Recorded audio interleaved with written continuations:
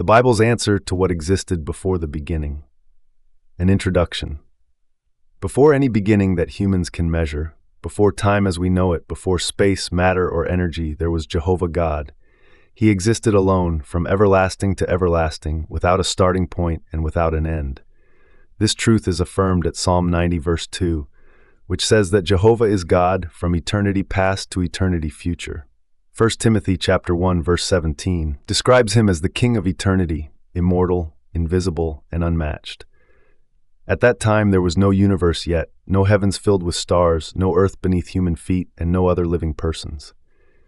Then came the first act of creation. Jehovah brought into existence a living person, a powerful spirit being, the very first of all his works.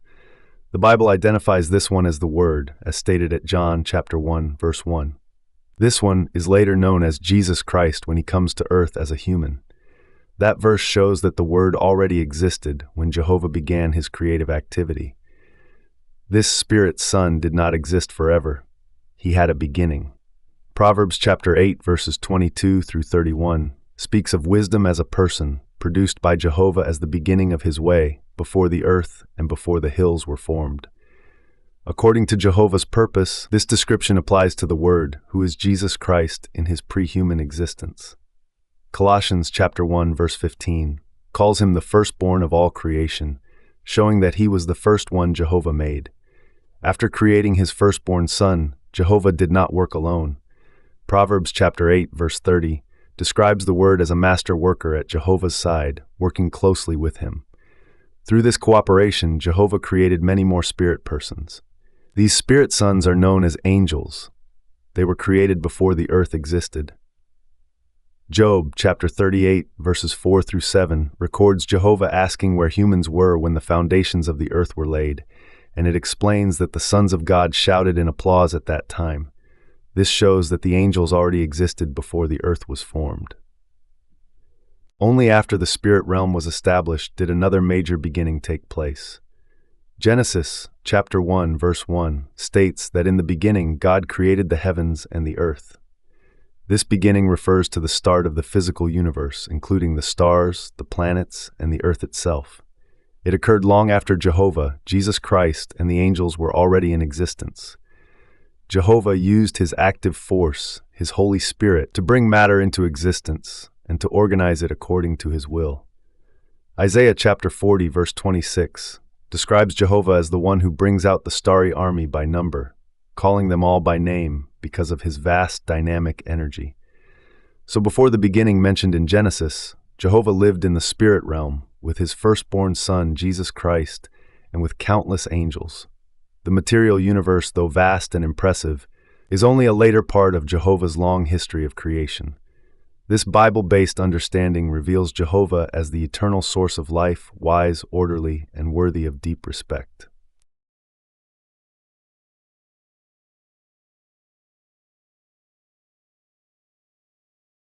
Genesis chapter 1. In the very beginning, God brought into existence the heavens and the earth. At first, the earth had no shape, and it was empty. Deep darkness covered the surface of the waters, and God's powerful active force was moving gently over the waters. Then God spoke with authority, and he said, "Let light come to be." And light appeared. God looked at the light, and he saw that it was good. So God separated the light from the darkness. God named the light day, and he named the darkness night. There was evening and there was morning. This was the first day. Then God said, "Let there be a wide space between the waters, to divide the waters from one another." So God made this wide space, and he separated the waters below it from the waters above it. And it happened exactly that way. God called this wide space heaven. There was evening and there was morning. This was the second day. Then God said, "Let the waters under the heavens be gathered together, so that dry land may appear." And it happened that way. God called the dry land earth. The gathered waters he called seas. God saw that this was good. Then God said, "Let the earth produce grass, plants that grow seed, and trees that bear fruit with seed inside, each according to its kind." And it happened so. The earth produced grass, seed-bearing plants, and fruit trees with seed inside, each according to its own kind. God saw that this was good. There was evening and there was morning. This was the third day. Then God said, Let lights appear in the wide space of the heavens to separate day from night. They will mark seasons, days, and years. They will shine from the heavens to give light to the earth.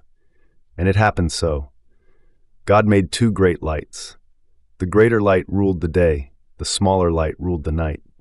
He also made the stars. God placed them in the heavens to shine upon the earth, to rule over day and night, and to separate light from darkness. God saw that this was good. There was evening and there was morning. This was the fourth day.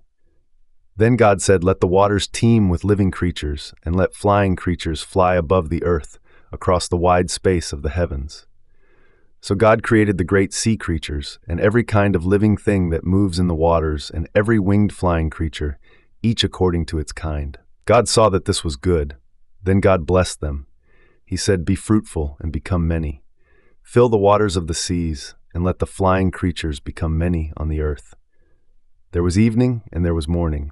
This was the fifth day. Then God said, "Let the earth bring forth living creatures, each according to its kind, domestic animals, creeping animals, and wild animals of the earth." And it happened so. God made the wild animals, the domestic animals, and all creeping animals of the ground, each according to its kind. God saw that this was good. Then God said, "Let us make humans in our image, according to our likeness. They will have authority over the fish of the sea, the flying creatures of the heavens, the domestic animals, the whole earth, and every creeping animal that moves on the earth." So God created humans in his image. In God's image he created them. He created them male and female. God blessed them, and God said to them, "Be fruitful and become many. Fill the earth and bring it under control. Have authority over the fish of the sea, the flying creatures of the heavens, and every living thing that moves on the earth." Then God said, "Look, I have given you every plant that produces seed on the entire earth, and every tree that has fruit with seed inside. They will be food for you. And to every wild animal of the earth, to every flying creature of the heavens, and to every moving thing on the earth that has life, I have given all green vegetation for food." And it happened so. After that, God looked at everything he had made, and he saw that it was very good. There was evening and there was morning. This was the sixth day.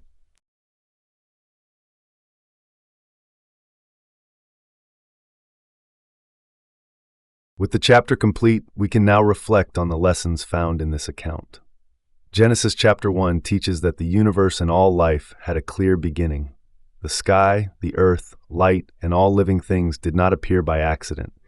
They came into existence because a creator brought them into being. This lesson helps people understand that life has meaning and purpose. It encourages respect for the source of life and reminds us that the world around us did not create itself.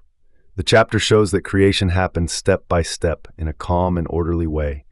First, the earth was prepared. Then light appeared. After that came land, plants, animals, and finally humans. This teaches that important things are done with planning and care. Order, balance, and patience are valuable qualities both in nature and in human life. Genesis chapter 1 explains that light was made first, and later the sun, moon, and stars were placed in the sky. These were given specific roles, such as providing light, separating day from night, and helping people understand time and seasons. This lesson shows that the universe is designed to support life. The heavenly bodies are not random objects, but serve practical purposes for life on Earth. Plants and animals were created to reproduce within their own kinds. This means each type of life can produce variety, but only within natural boundaries.